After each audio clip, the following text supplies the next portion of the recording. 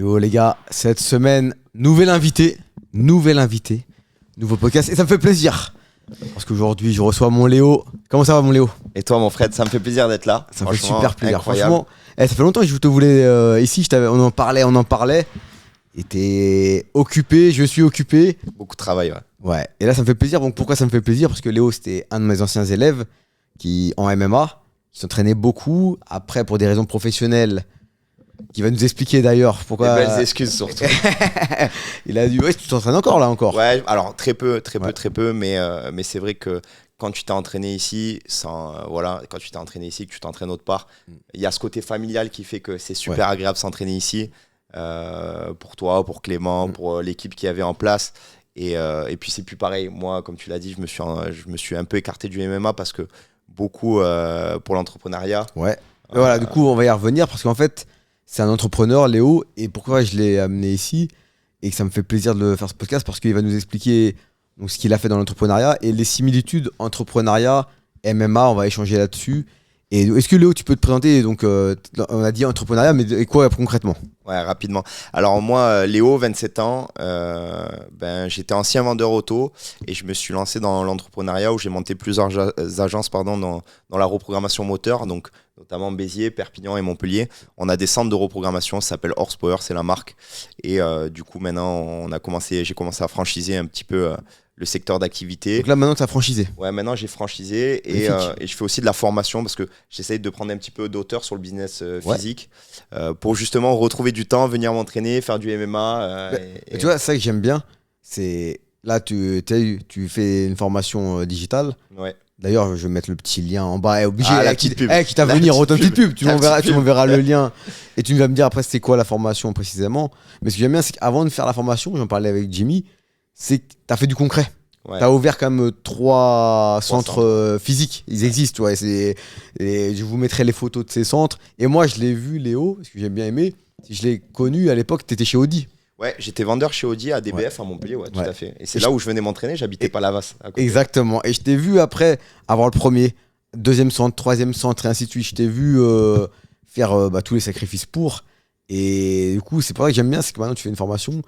Mais avant ça, tu as créé un petit empire vraiment concret, vraiment. Et c'est ce qui permet en fait de vendre la formation derrière, si tu veux, parce qu'il y a du social proof, il y a du factuel. Et c'est vrai qu'aujourd'hui, on voit beaucoup de choses dans le e-commerce ou dans la formation où les gens vendent un petit peu tout et n'importe quoi et ils n'ont pas forcément de recul, pas forcément d'expérience. Quand tu regardes sur Internet, tu cliques Papers, ils n'ont pas de société, ils n'ont rien créé. Oui. Donc moi, je voulais faire step by step, donc la création des sociétés, ce qui m'a amené à en faire 1, 2 et 3. Donc beaucoup de gestion, beaucoup d'organisation. On va voir un petit peu le parallèle entre un combattant et un entrepreneur. Voilà. Le but de la chaîne, de cet échange, c'est le parallèle entre les sports de combat et l'entrepreneuriat. Ouais, beaucoup de similitudes entre un combattant et un entrepreneur, on va le voir par la suite. Et après ça, je me suis dit que c'était le moment un petit peu de prendre un peu d'auteur au niveau familial, parce que maintenant, ça fait 4 ans. 4 ans que je me suis mis à mon compte. Donc, il y a eu une grosse évolution, mais beaucoup de sacrifices derrière. Donc, pour moi, c'était le moment, en fait, tout simplement de prendre le plus de temps possible. Et pour avoir du temps, j'ai cherché un business qui restait quand même dans la reprogrammation, parce que c'est un secteur d'activité qui me plaît, mais essayer de prendre le plus de hauteur possible pour retrouver des séances d'entraînement, retrouver un petit peu ce côté familial, parce que je me suis vachement enfermé pendant 4 ans. Parce que là, pendant 4 ans, tu n'avais pas beaucoup de temps pour toi. Non, franchement. Alors, il y a beaucoup de gens qui vont dire « Ouais, mais c'est pas vrai, tu peux allier le sport en même temps que l'entrepreneuriat. » Au rythme que je l'ai fait moi, honnêtement, les journées que je passais, c'était impossible de mettre le sport. Je me rappelle, t'en pouvais plus. C'était impossible. Ouais. Et comment ça s'appelle? Il y a quoi concrètement dans la formation que tu veux faire? La formation, elle est très simple en fait. La formation, c'est un petit peu les erreurs que j'ai pu faire en montant ces 3 centres de reprogrammation. Ça a été 3 expériences différentes. Ouais. Et j'explique de A à Z comment se mettre dans la reprogrammation à travers la communication, Google Ads, Meta Business Suite, comment ramener du client, comment lire et écrire une voiture.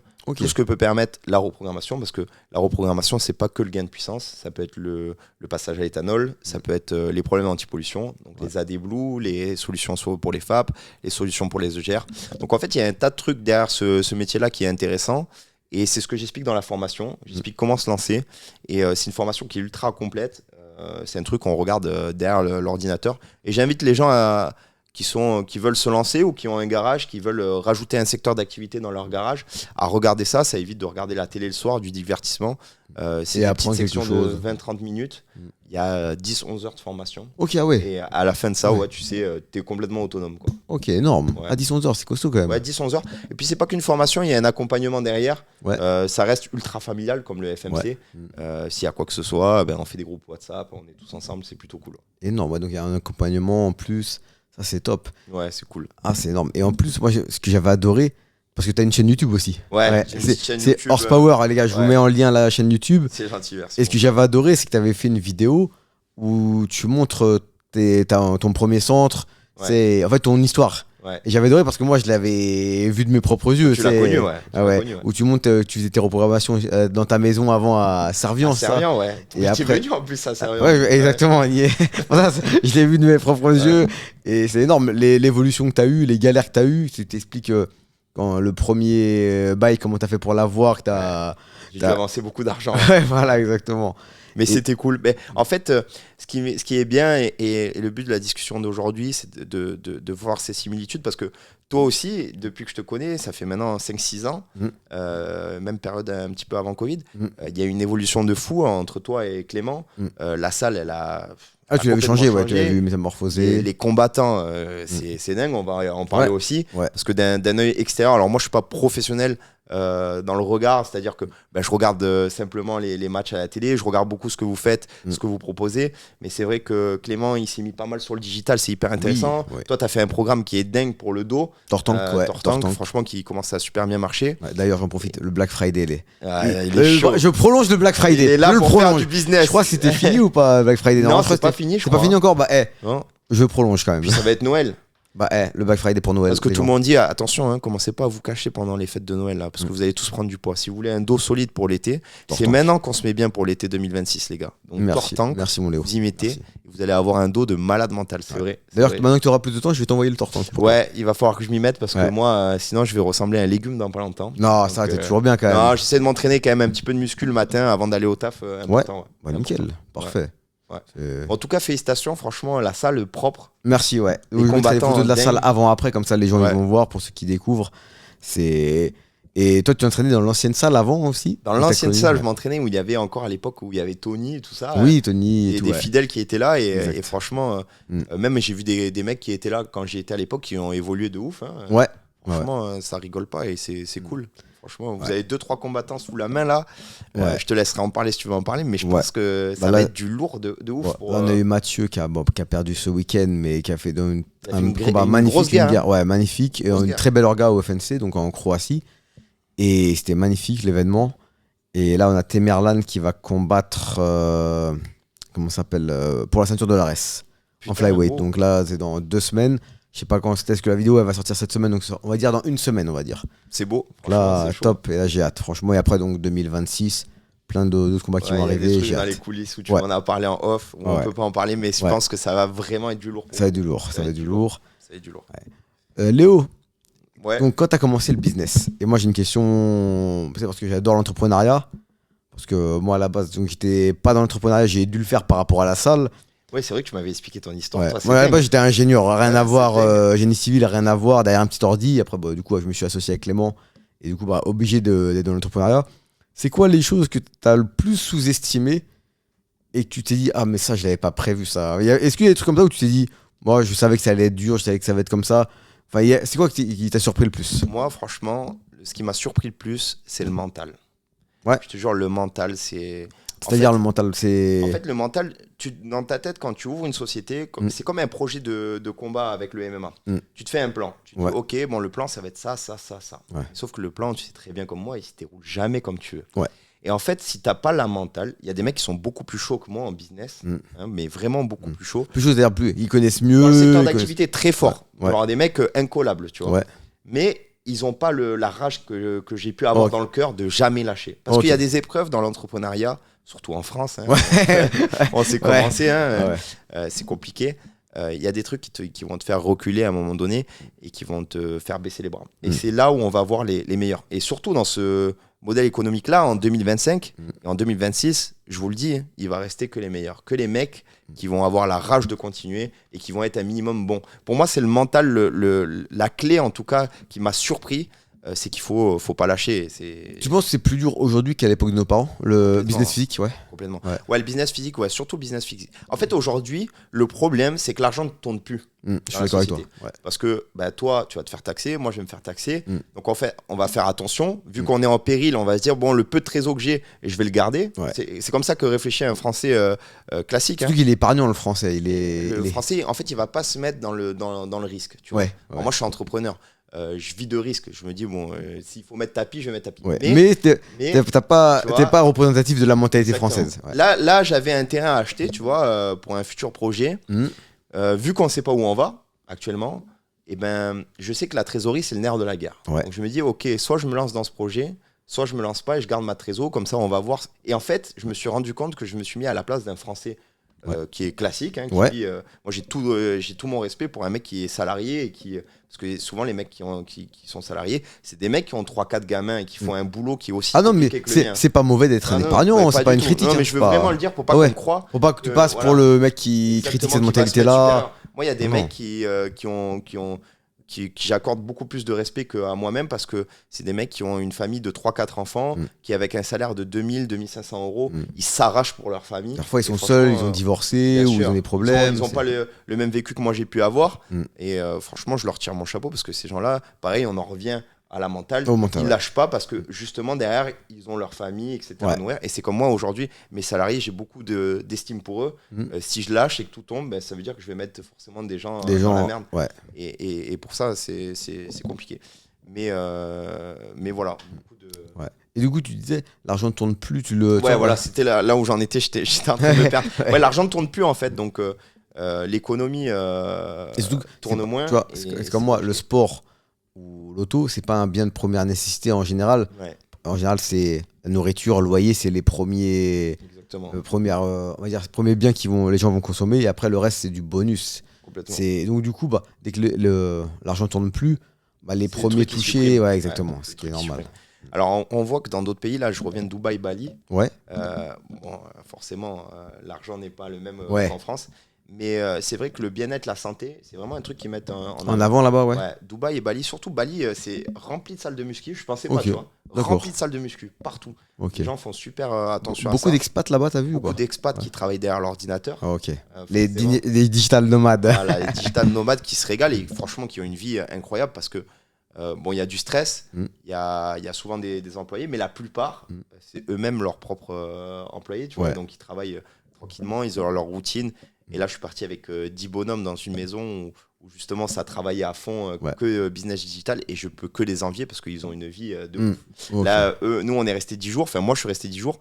Eux, ils sont continués. Ils sont partis à Bangkok, en Thaïlande. Ils continuent, ils retournent à Dubaï. Tu vois, ils font que bouger. Bon, ils n'ont pas la même vie que moi parce que maintenant, moi, j'ai plus une vie famille à la maison. Mais c'est vrai qu'ils ont une vie de ouf, quoi. C'est super. Et ils sont jeunes, ils ont quel âge? La moitié, c'est des mecs qui ont entre 20 et 25 ans. Incroyable. Là, il y avait un petit jeune de 18 ans, je ne l'ai pas cité parce que c'était le cas extrême. Petit jeune de 18 ans qui fracasse tout, il a une aura de ouf. Moi, à mon époque, je n'avais pas à 18 ans. C'est un mec qui génère entre 40 et 50 000 €. Parce que moi, tu sais, je les regarde tous sur Instagram. T'as pas envie de les croire. Mais le mec, quand t'es avec lui dans la maison, il te montre le dashboard. Tous les mois, il prend entre 40 et 50 000 € par mois parce qu'il vend de la formation. Déjà, quand t'es un 2007 qui te vend une formation, frérot, tu te dis, mais lui, il sort d'où en fait? Qu'est-ce qu'il va m'apprendre? Parce qu'il vend une formation sur les sociétés, tu sais, les crises à l'intérieur des sociétés, comment automatiser certains process, comment améliorer. Et moi, la première question que je lui ai demandé, je lui ai dit, mais t'as jamais géré de société? Comment Genre comme moi, je suis un exemple type. Comment tu vas m'amener du bien dans ma société à travers des process? Et en fait, le mec te surprend. Et au final, il te l'a vendu la formation. Et le mec, il te surprend parce que, en fait, ces mecs-là, ils automatisent le temps. Ils font super attention au temps. Et c'est des process qui marchent. Donc finalement, et en plus, ils automatisent le temps avec des technologies qu'eux maîtrisent et que l'ancienne génération, moi compris, je maîtrise pas. Sûr, des tableaux de bord, les agents IA, tout ça. Bien sûr, des trucs qu'on met pas en place, tu vois, les tableaux de bord, tout ça, pour suivre les prospects, machin, relancer. Et forcément, c'est ces petits trucs-là où tu as je sais pas, 10-15% de clients en plus à la fin du mois. Ça te fait la différence. Et le mec, il t'accompagne, il te prouve par A plus B que ça va être bien pour ta société. Il te prouve que, par exemple, moi, je prends mon cas à moi, le mécano, il va être plus attentif, il va se sentir avec une. Tu vois, il met des fiches de poste en place, enfin plein de trucs. Et franchement, à 18 ans, le mec, tu dis incroyable. Tu vois. Impressionnant, ouais. D'avoir mis en place déjà tout ça à cet âge-là, c'est impressionnant. Franchement, chapeau. Il y a plein d'exemples comme ça qui. En fait, c'est le fait de bouger qui m'a fait voir d'autres choses. Tu vois. Et t'as préféré quoi entre Dubaï et Bali? Honnêtement, moi, la première fois que je suis allé à Dubaï, j'ai vu un petit peu, j'ai dit, waouh, c'est incroyable. Là, ça fait 5 fois que j'y vais. Et en fait, Non, alors, les activités, c'est incroyable. Fiscalement, c'est incroyable. Pour les enfants, c'est dingue. Sécurité. Sécurité. Mais en fait, tu sais, moi, j'aime bien ma campagne. Genre, quand je regarde les vignes, le côté montagneux, tu sais, on a le ski, tout est naturel ici. La nature, c'est naturel. C'est Clément, il me disait pareil, c'est même prendre son petit café au bord de la mer et tout. Rien que ça, c'est. C'est quoi, ça vaut tout l'or du monde. Ouais, apparemment, ouais.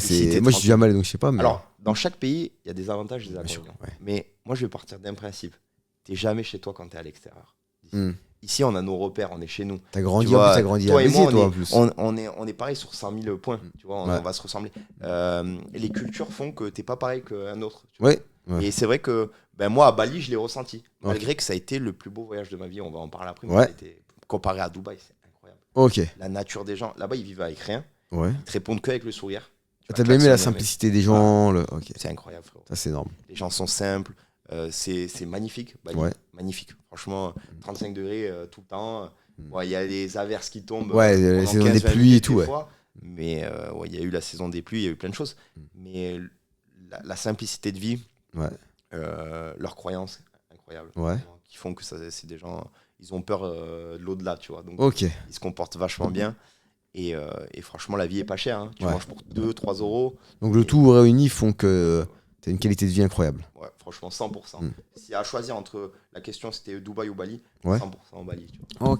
Et toi, tu te vois vivre à Bali tout le temps ou pour toi, ta vie, elle est en France? En fait, moi, il y a un critère que je fais que je peux pas partir d'ici, c'est mes parents. Parce que moi, je suis ultra proche de mes parents. Proche de ta famille. Puis mon père, il m'a eu tard. D'ailleurs, t'as offert une voiture à ton père, non? Ouais, une Sim Camille, les gars, allez voir la vidéo. Je l'ai vu il y a pas longtemps. Ah ouais, tu l'as vu il y a pas longtemps? Je l'ai vu il y a pas longtemps, je sais pas pourquoi je suis tombé dessus. Et j'ai bien aimé, j'ai adoré. Et franchement, regardez, il offre une voiture à son père, Léo, et elle est magnifique la vidéo. J'ai failli verser ma petite larmichette. Vraiment, elle était belle la vidéo. C'est vrai qu'elle a fait un petit buzz, en tout cas sur Facebook, parce qu'elle a fait 3-4 millions de vues. Instagram, pareil, franchement incroyable. Énorme. Mais j'ai pas fait ça pour ça, je voulais marquer le coup et avoir un souvenir un petit peu. Surtout pour un souvenir, ça fait un beau souvenir. Il a kiffé, c'était sa première voiture, la Simca. Et donc, du coup, lui avoir offert ça, c'était un truc un peu symbolique. Il aime, tu vois, les montres, à chaque fois j'en achète une, il me dit ah, c'est beau, tout ça, mais ça lui correspond pas. Tu vois, sa première voiture, il a kiffé. Et là, le fait de pouvoir lui racheter ça, c'est cool. Et puis, pour revenir à ta question, là, ma femme, elle est enceinte. Et je me vois pas partir, tu vois. Alors, mon père, il va être grand-père. Je peux pas penser qu'à moi. Félicitations. Tu le savais pas? Mais non, tu me l'as pas dit. On en apprend même en direct, les gars. Félicitations là. Je suis content, franchement, ça fait 3 mois, c'est incroyable.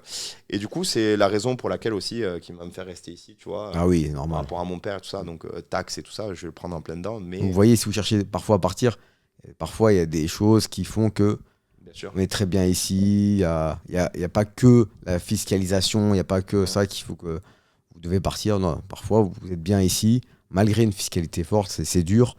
Mais bon, c'est. Moi, tu me prenais il y a 1 an, je disais, mais jamais je reste ici et tout. Ouais, je me rappelle. Jamais. Pour moi, c'était jamais. Mais en fait, le fait de partir, c'est vrai que tu te rends compte qu'il y a quand même pas mal de choses bien. C'est vrai que si le pays pourrait s'améliorer sur plein de choses, ça serait dingue. Fiscalité, sécurité. Parce qu'on manque de sécurité quand même, tu vois. Ouais, je suis d'accord avec toi. Sur ces 2 points-là, si ça pouvait s'améliorer, ce serait parfait. Les faits divers, c'est bon, tu vois, c'est un peu relou. Et je pense que ça a dû pousser d'ailleurs des gens, depuis que le MMA s'est démocratisé en France, à se mettre au sport de combat, tu vois. Ouais, mais après, tu vois, moi je suis prof de MMA, donc je vais prêcher pour ma paroisse. Mais à chaque fois qu'il y a quelqu'un qui vient pour apprendre à se défendre dans la rue, je lui dis, fais pas du MMA pour ça. Fais du MMA pour le MMA, pour le sport en lui-même. C'est comme si tu vas faire de l'athlé pour apprendre à courir dans la rue si au cas t'es agressé. Non, tu vas apprendre à faire de l'athlé pour de l'athlé. Pour le sport. Alors que le MMA, c'est pareil. Dans la rue, t'auras jamais du 1 contre 1. Tu auras 10 contre 1. T'auras jamais un main nue. T'auras jamais, ça n'existe plus. Donc fais pas du MMA pour la rue. Fais du MMA parce que t'aimes ce sport-là. Je me rappelle parce qu'il y en a, il me dit ouais, mais Et je lui dis, ouais, fais plus de jab, fais plus ci, apprends à gagner tes rounds. Il me regarde, il me dit, ouais, mais dans la rue, il n'y a pas de round.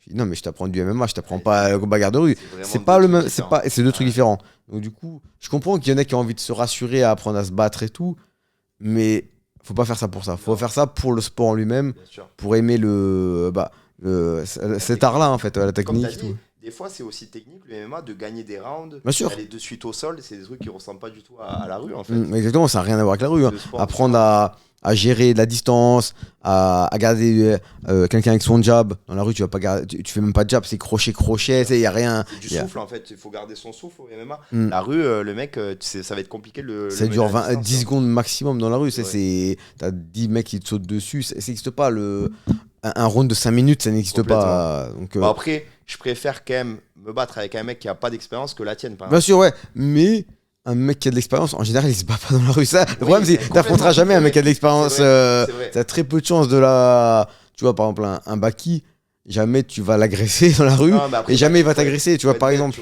Frérot, par exemple, tu viens à klaxonner Baki, tu vois la largeur du cou. Voilà. Frérot, donc, au final, un mec bêtise. qui est bon à MMA, au final, t'as une chance sur 1 million de l'affronter dans la rue. Vrai. Donc au final, il y a beaucoup de... Ouais, c'est vrai, je suis d'accord avec toi là-dessus. Et toi d'ailleurs, frérot, parce que toi on te voit, t'es blond, yeux bleus, on peut que se dire au niveau des oreilles, mais jamais on vient t'embrouiller dans la rue, il y a jamais quelqu'un après qui vient moi, il y a un truc, Léo, je choisis les endroits où je vais. Ouais. Tu vois, en fait, c'est bête, hein, mais la première salle de défense, c'est tu sais que tu vas être à 3h du mat dans un endroit... Ouais, tu vas t'exposer à quelque chose. Voilà, exactement. Après, malheureusement... Une serveuse qui travaille tard, qui travaille dans le monde de la nuit, qui a pas le choix, qui a pas de voiture pour rentrer, va devoir prendre, je sais pas, un tram risqué. Malheureusement, elle peut pas le faire. Mais toi, au niveau de ton activité, tu sais où tu vas sortir. Voilà, exactement. Voilà, donc je suis complètement d'accord avec ça, en fait. Donc, j'ai jamais été un mec des boîtes de nuit. Donc, quelqu'un qui évite les boîtes de nuit, qui évite les endroits créneaux, il s'enlève 80%. Exactement. Ouais, voilà, exactement. C'est vrai, je suis d'accord. Donc et après, une part aussi de chance, hein, d'être au bon endroit au bon moment, c'est de jamais être. Il y en a qu'on va dire qui sont pas au bon endroit, qui sont au mauvais endroit au mauvais moment. Bien sûr, ça fait beaucoup. Fait beaucoup. Mais c'est vrai, le fait de s'exposer, ça t'enlève déjà beaucoup de. Ouais. Et t'en as, Léo, ils le cherchent aussi. Tu le sais très bien. Il y en a, ils démarrent au quart de tour. T'en as, ils vont. T'en as. Je me rappelle toujours, il m'avait dit, ouais. Je me suis fait agresser 8 fois en 1 an et tout. Oh, qu'est-ce qui se passe ? Et en fait, j'avais capté. Le mec, il aimait ça en fait. Ouais, voilà, en fait, c'est pas. Le mec cherchait les problèmes. Tu vois, Puis il y a des facteurs aggravants à ça. On en parlait. L'alcool, les stupes. Voilà. C'est exactement. En fait. L'alcool. Moi, j'avais l'alcool mauvais étant jeune. Ok. Tu vois, étant un peu plus jeune, franchement, c'est un truc. Et en fait, maintenant. Je laisse tomber, tu vois. Et puis, tu relativises maintenant. Tu vois des mecs qui prennent de la cocaïne, des machins, c'est des mecs de suite, tu sais qu'ils vont venir, ils vont t'entendre. Oh, ok. Tu vois, voilà. Maintenant, t'évites. Ouais, mais là, faut s'éloigner de tout ça. Les bars, comme on faisait à l'époque, aller au Muchacha, manger un petit coup, rentrer à minuit et demi, c'était les meilleures soirées. Mais tu vois, minuit et demi, c'est bien. Tu sais que, en plus, le Muchacha, tu sais qu'il n'y va pas y avoir de problème. Non, c'est tranquille. C'est un endroit où il n'y a jamais eu de bagarre. Il y a jamais belle eu... clientèle. Voilà. Ça aussi, tu vois, les endroits aussi, comme tu as dit, l'endroit et l'heure fait que. Donc tu vas le savoir, exactement. Je voulais aborder beaucoup de thèmes avec toi sur les similitudes entre un combattant et un entrepreneur, parce que je m'aperçois qu'il y en a énormément, comme le mental. Préparer un combat, c'est comme préparer un projet. Tu vois. Donc ça va te permettre d'avoir tes objectifs, la pression. Parce que en fait, chaque projet, comme chaque combat, tu as des objectifs à te mettre en place. L'étude, parce que tu étudies souvent ton adversaire. Et la finalité. Il y a beaucoup de similitudes. Comme la communication aussi. C'est la communication. On prend l'exemple d'Imavov.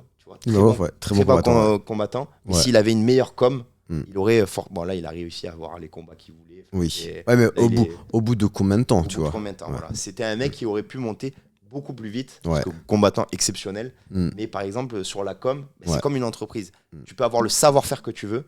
Aujourd'hui, c'est plus comme à l'époque, t'as pas le bouche à oreille comme les anciens quand ils avaient des sociétés qui tournent. Ouais, moi je suis monté depuis 40 ans, donc bouche à oreille ça tourne.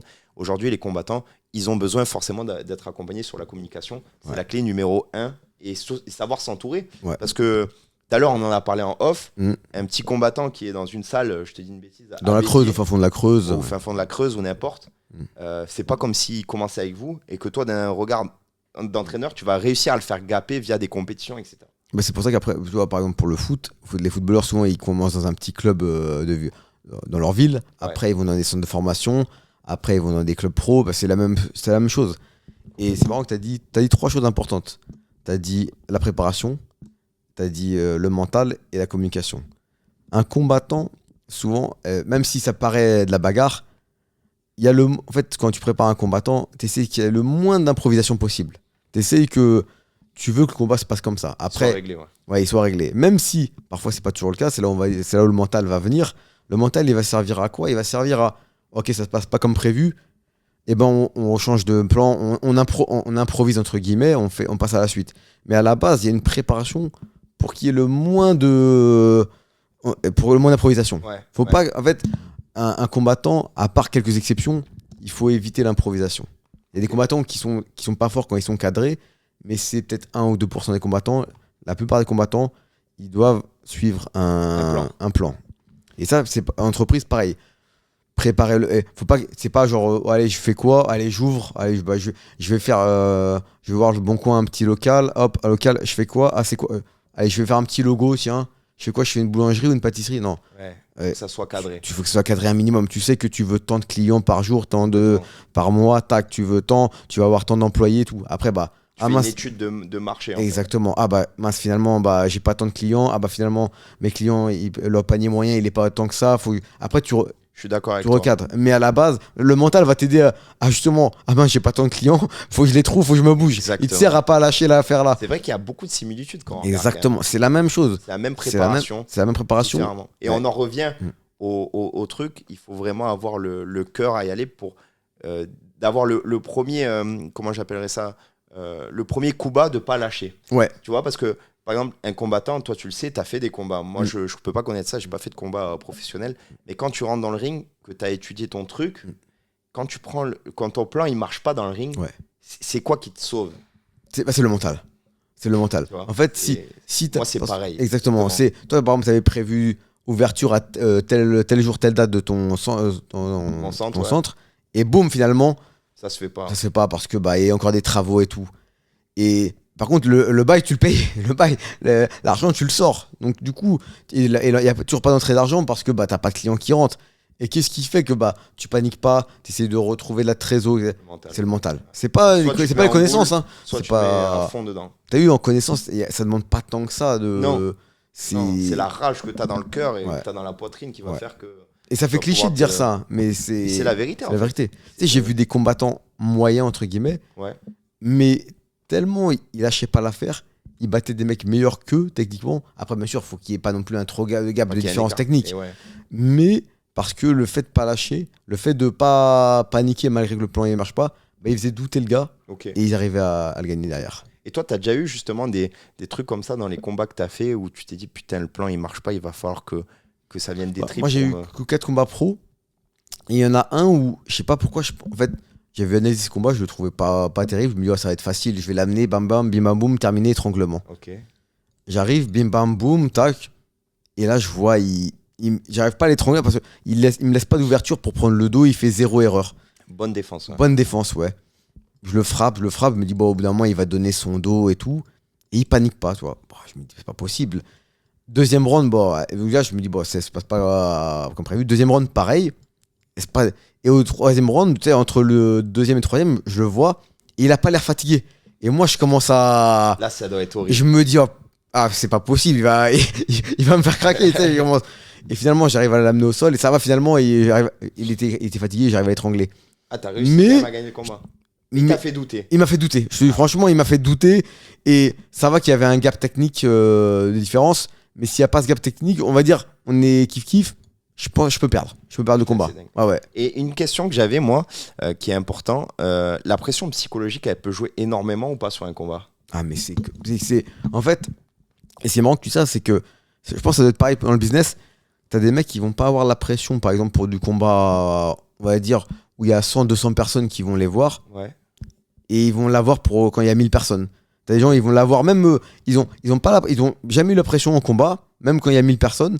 Et ils passent une salle où il y a 3000, 5000, hop, ça y est, ils ont la pression. À toi, tu penses que c'est plutôt le monde qu'il y a ou le combattant qu'il y a en face? c'est plus. Parfois, moi, je pense que c'est le monde. Ah ouais, en fait, c'est pas le monde, c'est l'enjeu. En fait, parfois, tu te dis, ah, mais c'est bon, et lui, il craint pas. J'ai déjà eu des combattants, je me dis, c'est bon, il a jamais été stressé, il sera jamais stressé. Et bah, l'événement, il est un peu plus gros, il stresse. Et je pense, ça se trouve, des fois, t'as des paliers dans des entrepreneuriats. Je pense, par exemple, tu vois, moi, on va dire, j'ai réussi pour ouvrir une salle comme ça. Et si ça se trouve, j'aurais pas le mental pour ouvrir 30 salles, tu vois, par exemple. Ou je vais avoir le mental pour 20 salles, mais j'aurais pas le mental pour un business encore plus gros. Et je pense qu'il y a des paliers dans les... Je te rejoins sur un truc. Moi, la pression, je la prends. Je vais te dire la différence de la pression. Au premier centre, j'avais une pression énorme. Ouais. Parce que, c'est quoi qui t'a fait avoir la pression? L'enjeu financier qui me disait ok, là tu peux pas te louper, t'as mis beaucoup d'argent, il faut pas que tu te loupes. Ok, mais tu travailles pas pareil quand l'enjeu financier il est moindre, parce que le deuxième centre on avait créé de la trésorerie, j'ouvrais un centre avec beaucoup moins d'enjeux. Et t'avais moins de pression du coup? J'avais moins de pression. C'est comme un combattant, tu l'as dit, il va combattre dans un truc, il sait qu'il combat pas pour la ceinture, il va se donner, pas comme s'il allait au combat où il donnait pour la ceinture, où le moindre truc peut être dangereux, donc il va pas tenter les mêmes trucs. Tu vois, un combattant qui tente un truc de fou, il va le tenter parce qu'il est pas à la ceinture. Parce qu'il est pas là, exactement. Tu vois ce que je veux dire? Et des fois ça passe. Des fois ça passe. Mais des fois l'enjeu ça peut bloquer. Et tu vois, j'ai des combattants où ils ont jamais été stressés. Et c'est le même événement, mais le fait que ce soit diffusé par RMC, ça le bloque plus. Tu vois, parce que du coup l'enjeu est plus grand. Et RMC il se dit diffusé dans toute la France. Et du coup, je pense que c'est pareil pour l'entrepreneuriat. Tu l'as dit, le premier il y avait plus d'enjeux. Et du coup il t'a stressé plus. Là demain, tu ouvres un autre projet. Mais il y a plus d'enjeux, tu fais tapis. Imaginons, tu vends tous tes centres, tu fais tapis, t'auras plus d'enjeux, t'auras plus de pression qu'au premier parce qu'il y aura plus de sous en jeu. Alors que si tu fais un centre, mais tu mets genre 1/50e de ton argent, tu vas y aller. Et tu y aller même si ça va pas. Ça va pas. Alors que si tu me dis, tu fais une caméra, tu dis sur ta chaîne YouTube, les gars, je fais tapis, vous allez les voir devant vous, et tu fais venir M6 et tu dis, les gars, je fais tapis et tout. Voilà. Et ça, du coup, je pense qu'il y a des gens, ils peuvent pas le subir, tu vois. Et ça, tu le sais le jour J, en fait, je pense. Même quand t'as ta famille, je pense, pour les premiers combats qui viennent te voir, c'est ta famille, ta femme. Mais c'est que moi, les combattants qui ont leur femme, moi je connais, ils ont leur femme dans le vestiaire. Ils veulent pas la laisser rentrer. Non, ils ont même ils l'ont carrément dans le vestiaire. Oh là là, mais moi, je peux. Mais c'est que moi, je te dis vraiment, parents, famille, femme, mais jamais de la vie, jamais. Déjà, t'as de la pression, mais te faire éclater la tronche, parce que t'as toujours la possibilité de te faire éclater. Même si dans ta tête, tu te dis, je vais éclater l'autre. Mais ça reste comme lui, il pense la même chose de toi, l'adversaire. Donc du coup, c'est te dire, elle peut me voir ou les parents peuvent. Horrible. C'est dur. Ah non, franchement, il se rajoute pour moi, il se rajoute une pression de malade. D'ailleurs, s'ils peuvent nous dire dans les commentaires ce que vous aurez fait si vous étiez combattant professionnel, est-ce que vous serez pour ou contre mettre votre famille dans le vestiaire ou pour aller voir les combats? Toi, dis-moi, t'aurais préféré ou pas? Moi, je pense que pour moi, non. Et pour ma pression positive de me dire, je peux pas perdre. Tu vois, comme Khabib, il se faisait étrangler par Poirier. Il a dit dans une interview, j'aurais pu jamais me faire étrangler parce qu'il y avait son père dans le coin. Il y avait son père. Et ça aurait peut-être été différent, tu vois. Mais eux, on sait qu'ils ont un mental différent. Voilà. Toi, tu dis, ça m'aurait transcendé parce que. Mais je sais qu'il y en a, le stress les bloque. Hein. Bien sûr. On a toujours eu des combattants, des tueurs à l'entraînement. Mais en combat, il y en a plein, ça. Ça, il y en a plein, c'est fou, hein, qui n'arrivent pas à reproduire parce que le stress. Imagine, en entrepreneuriat, c'est comme si t'as un mec, il en connaît 1000 fois plus que toi, il ouvre son premier centre. Il prend la pression, il est mauvais. Et voilà. Il n'arrive pas à avoir de clients et tout, et il sait ce que tu dois. Parce qu'il t'a dit à toi ce que tu dois faire et tout, les AdWords et tout, pour. Mais il le fait pas. Non, il veut pas. Mais je suis sûr qu'il y en a plein. Hein. Il y en a plein de ça. Il doit y en avoir en entrepreneuriat. Il y en a beaucoup. Et c'est pas pour rien. Voilà. T'as des restos. T'as 1000 restos qui coulent par jour. T'as 1000 restos qui font de l'argent. Il doit y en avoir dans la restauration. Dans plein de choses. Et en fait, les gens prennent aussi beaucoup la pression de ce qui se dit. Par exemple, aujourd'hui, entre les entrepreneurs, tout le monde se dit, ah putain, tout est à l'arrêt, c'est compliqué, tout ça. Ben moi, certes, je vais écouter ce que ça se dit, mais je vais pas lâcher. C'est pas parce que tout le monde dit que tout est à l'arrêt que moi je vais appeler tout le monde et je vais dire tout est à l'arrêt aussi. Ça, c'est un truc pour que tout le monde se démotive. Si tout le monde est à l'arrêt, ben c'est l'occasion de montrer que tu es le meilleur et que tu vas pas lâcher et que toi tu vas faire de l'argent. Ça, c'est vraiment important de tu as dit une phrase importante au début, tu as dit il va rester que ceux qui ont. Il va rester que les meilleurs. 2026 là, je veux pas le faire le mec qui va faire ses pronos. Nostradamus. Là 2026, franchement, avec ce qui va se passer, il va rester que les meilleurs.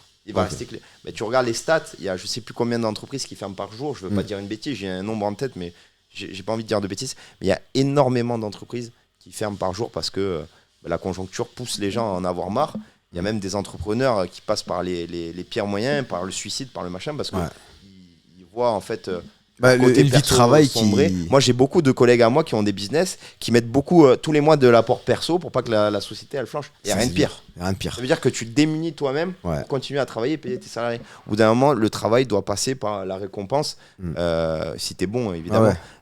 Pour gagner sa vie, c'est fait pour gagner sa vie, pour profiter, etc. Mais on a tellement matrixé les gens aujourd'hui à enfermer tous les humains dans un truc où ils disent faut travailler et prendre très peu de vacances. Au bout d'un moment, non. La vie, elle est faite pour profiter. Tu vois, à Bali, j'en reviens là-dessus, les gens, ils travaillent, dès qu'ils ont fini le travail, ils vont profiter, machin. Et moi, à force de rentrer dans ce système-là, j'avais pris des vacances et je me sentais en train de trahir la société parce que j'étais en train de profiter, tu vois. Limite, tu culpabilisais ? Je culpabilisais, je me disais, putain, je suis pas en train de travailler. Ça doit arriver à plein de gens qui vont regarder la vidéo, qui sont entrepreneurs. Tu es en vacances, tu dis, putain, je suis en train de trahir la société parce que je suis pas en train de bosser. Ça m'est déjà arrivé ça ? Horrible, frérot. Alors qu'en fait, c'est pas normal. Tu dis, Nick, moi j'ai passé des nuits blanches, j'ai galéré, je fais 7h, 23h, je me bats comme un fou. Au bout d'un moment, un peu de repos, tu vois. Surtout qu'en plus, là, tu vas avoir un enfant, tu as envie de le voir grandir, tu vis pas fini. pour. Tu vis plus pour les mêmes choses. Exactement. C'est terminé. Là, je me suis concentré à essayer de faire du foncier pour avoir plus de passifs plus tard. Et c'est vrai que tu as raison, cette mentalité de. En gros, si tu bosses pas, tu rates ta vie. C'est vrai qu'ils arrivent à l'inculquer petit à petit aux gens et c'est pas bon. Ils arrivent à l'inculquer. Tu sais, on est des moutons un petit peu. Hein, bien sûr. Et surtout, la plupart des business, on en revient à ce qu'on voulait parler tout à l'heure, c'est pas des passions. Non. Moi, j'ai eu de la chance. Ouais, c'est vrai qu'on en a parlé en off. Ouais, mais c'est dingue. Hein. Mais je le sais que c'est un parmi. On va dire c'est une chance. Tu vois, j'avais bien aimé, c'était l'interview de Luis Enrique, l'entraîneur de football du PSG. Il avait dit, il parlait à ses il y a un sous-coach, il y a plusieurs coachs, coach des gardiens. Oui, c'est vrai. Et il disait, tous les jours quand vous voulez le matin, vous devez avoir une gratitude parce que vous êtes coach d'un sport qui ramène de l'argent et donc on est payé pour ça. Il dit si on avait été passionné par de l'athlétisme, on aurait été coach d'athlétisme, on n'aurait pas eu d'argent. Il dit si on avait été coach de ping-pong, on aurait beau être passionné de ping-pong, être coach de ping-pong, ça rapporte pas. Il dit on a une chance, c'est qu'on aime le foot, on est coach de foot, et la société fait que l'argent est dans le foot. Complètement. Il dit mais ça c'est une chance, on l'a pas choisi que l'argent il va dans le foot, tu vois. Et il dit on n'a pas choisi notre passion. Il y a ce côté passionné. Toi c'est fou, t'étais ingénieur. Bon, je pense que c'était pas un métier. C'était pas un métier passion. Mais là, tu as réussi avec Clément à faire un truc où tous les jours. Regarde, tu vois, là, on vit du MMA et tout. Mais il y a une part de chance que le MMA soit le sport actuellement. Mais si le sport du moment c'était n'importe quoi, le lancer de javelot, la salle marcherait pas aussi bien. Il y a une part de conjoncture. Démocratisé comme ça. Non, mais le MMA était légal en France il y a 5 ans environ. Ouais, mais moi je venais avant qu'il soit légal. Avant qu'il soit légal, exactement. Et après, ça laisse tomber des salles. Moi, quand j'ai dit à mes parents, je quitte mon emploi pour faire une salle un peu mi-crossfit, mi-MMA, mais ils ont voulu me gifler. Tu imagines un sport qui est même pas légal, combat dans une cage. Mais elle me disait mes parents ils me disaient mais les gens ils vont payer pour des cours de ça, tu vois, enfin c'est déjà le sport à la base en France c'est pas ça. Et donc du coup et après il y a une part de récompense, de chance, c'est que le MMA a grossi, c'est au bon moment. C'est dingue. Mais ça par contre tu le choisis pas. Donc tu vois, pour ça que les gens qui disent ouais vous bossez pas dans votre passion, c'est pas normal. Non, c'est normal de pas. Enfin, c'est 95% des gens et c'est dommage que pas tout le monde puisse vivre de sa passion. Ouais. Mais c'est comme ça, faut pas faire culpabiliser les gens pour ça. Exactement. Je voulais aborder un thème avec toi. Ouais. Si tu me le permets. Bien sûr, ouais. Je voulais parler des combattants. Ouais. Je voulais parler des combattants. Ce que t'en pensais un petit peu de ce qui se fait à l'UFC, de nos combattants français. Ouais. Je regarde juste si ça filme encore. Ouais. Vas-y, je t'en prie. Impec. Yes. C'est pas coupé. Dis-moi, allez. Je voulais commencer un peu par les combattants français actuels, ce qui se faisait. Je trouve que par exemple Benoît Saint-Denis a fait une bonne année 2025. Ouais. Et je voulais avoir mon avis sur ton avis, Cyril, parce que j'ai été à Abu Dhabi. Ah oui, c'est vrai que tu y étais. J'ai perdu 2000 euros. En plus, je l'ai dit dans un live. J'ai dit les gars, je connais quelqu'un qui est là-bas. il va être dégoûté et tout là. Bah, c'était Léo. Léo était en live. Putain, c'était compliqué. C'était comment alors l'ambiance et tout? Frérot, incroyable. Incroyable. Abu Dhabi, déjà l'établissement, dingue. Franchement, dingue. L'ambiance, surtout pour les supporters, ça, il faut le notifier. Les supporters de comment ils s'appellent, Aspinal, les Anglais étaient chauds. Ah oui, ils étaient chauds. Ah oui, les Anglais bourrés sous alcool. Ils étaient bouillants. Il y avait beaucoup de supporters français qui ont mis l'ambiance aussi. La carte, elle était dingue. Était belle, il y a eu le combat de Manon, c'est ça? Comment elle s'appelle? Il y a eu un combat de femmes juste avant. Ah, c'était le main event. Il était, je sais plus comment. C'était Valentina Shevchenko, non? Incroyable, en 5 rounds, incroyable. Franchement, ça frite très très fort les femmes. Honnêtement, ça m'a surpris. La carte, elle était ouf, la carte. Il y a eu un beau KO de l'Australien aussi. Oui, contre Nasrat. Oh, il l'a endormi. Mais moi, ça m'a choqué parce que franchement, il a pas été fair play. Il a mis un gros KO sur un high kick. Et après, il a célébré. Et après, il a même pas été le voir. Enfin, l'autre, il est resté au sol pendant 10 minutes. Il y a eu les docteurs, les machins. Enfin, moi, je sais que si je viens avoir la chance de mettre KO un mec, je suis quand même là, tu vois. Je suis d'accord avec toi. Franchement, ça m'a fait mal au cœur. Et après, franchement, très très beau combat. Cyril, c'est dommage, il avait commencé de malade. Il a bien commencé, hein. Et moi, en étant sur place, tu sais, tu vis jamais les mêmes combats quand t'es sur place. Non, ou quand c'est qu'à la télé, Putain, sur place, frérot. Tu vois, c'est marrant, on dit. Choquant. Ouais, t'as vu, voilà. Parce la que masse musculaire. Choquant. Et la masse musculaire qui a cette vitesse-là. Ça bouge dans tous les sens. En plus, t'étais bien placé, en plus, t'étais vraiment bien. J'étais tout devant. J'étais tout devant. La masse musculaire, le fait qu'il bouge extrêmement bien. Il a un jab de malade. Franchement, il l'a touché, il avait le nez en sang. Et je pense qu'à Spinal, il s'est senti vraiment. Alors, tu penses qu'il a pris une porte de sortie ou pas? Tu veux que je te dise la vérité? Dis-moi. Alors attention, moi je dis que mon avis perso. Mais il faut que je dise mon avis perso parce que ça peut être un avis différent et je respecte les combattants parce que je peux comprendre que je mets un point là-dessus. Que pour une ceinture, quand tu prends un doigt dans l'œil et que tu vois moins bien, t'as pas envie de jouer le risque de la ceinture. Bien sûr. Ça, je peux comprendre. Entièrement d'accord. Là, faut se mettre aussi à la place d'Aspinal. T'es dans ton combat, ça joue pour la ceinture. Tu vois que le mec en face, il reste 4 rounds. Très chaud. Parce que Aspinal, la plupart de ses combats, il gagne au premier round. Direct, il gagne en 2 minutes, même pas. Un mec, bref, très très chaud. Et là, il a un mec en face qui le touche avec le doigt. Il voit moins mal, enfin, il voit plus mal. Il se dit putain, j'ai la ceinture au bout. Je pense qu'il a pris une porte de sortie. Je pense aussi. Moi aussi, je pense. Mais j'aurais fait la même. Alors, je dis pas que j'aurais pas fait la même. Mais il a pris une porte de sortie parce que les Anglais, ils étaient très très en colère hein, qu'ils reprennent pas le match. Ah ouais, il était dégueu. Mais tout le monde l'a eu. Et à la fin, il a pris le micro. Il a dit les gars, je comprends pas que vous faites ça. Moi, je suis là pour combattre, je suis là pour vous régaler. Aujourd'hui, j'ai pris un doigt dans l'œil. Cyril, il était en larmes. Ah oui? Cyril il était pas bien. Il était bien parti. En plus, Cyril était pas bien, c'était le combat de sa vie. Ça faisait 3 mois qu'il était en préparation, il a quitté sa famille. Parce que quand tu fais des prépas comme ça, franchement, Cyril il était dégoûté, ça m'a fait ultra mal au cœur. Et puis moi, je venais pour ce combat. J'avais mis 2000 € quand même. Je me suis dit, je mets 2000 € sur Cyril, toi on en avait parlé. En tu m'avais dit, frérot, c'est risqué ce que tu t'avais fait. Mais j'étais tellement confiant en Cyril parce que j'avais vu un peu la prépa, j'avais suivi un peu de loin ce qu'il avait fait. Puis je le sentais chaud, tu vois. Les combats qu'il avait fait avec John Jones, Ngannou, c'était différent. Ngannou, j'avais trouvé. C'était serré, Ngannou, quoi. J'avais trouvé qu'il était bien parti.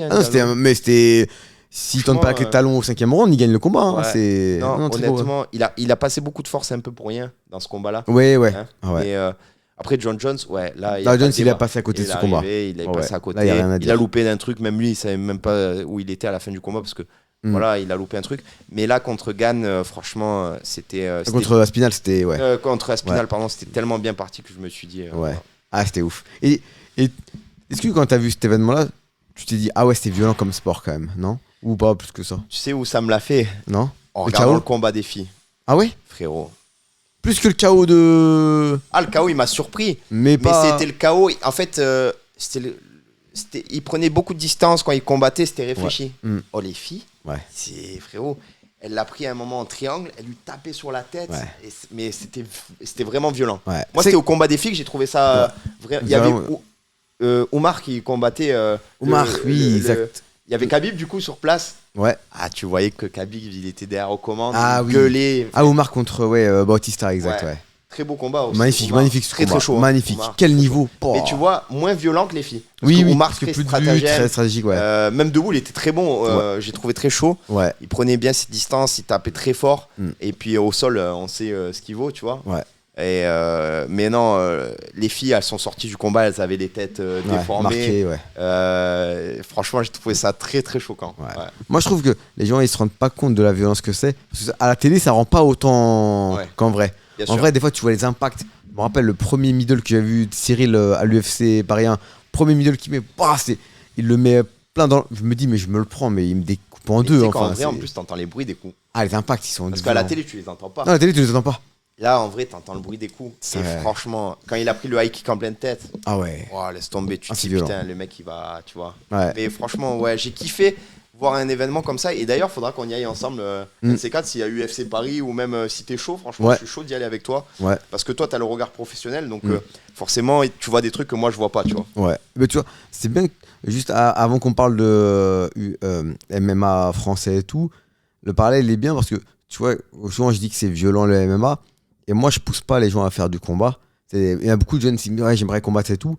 Et moi, j'essaie justement de pas les. Je leur dis écoute, fais pas ça. Enfin, je leur dis pas fais pas ça, mais je leur dis c'est très dur. J'essaie de pas les pousser à ça. Tu vois, vraiment, s'ils peuvent faire. Il faut qu'ils se rendent compte que c'est. Par rapport à leur bien-être physique. Bien-être physique, s'ils ont 27, 28 ans, je leur dis écoute, t'es trop âgé.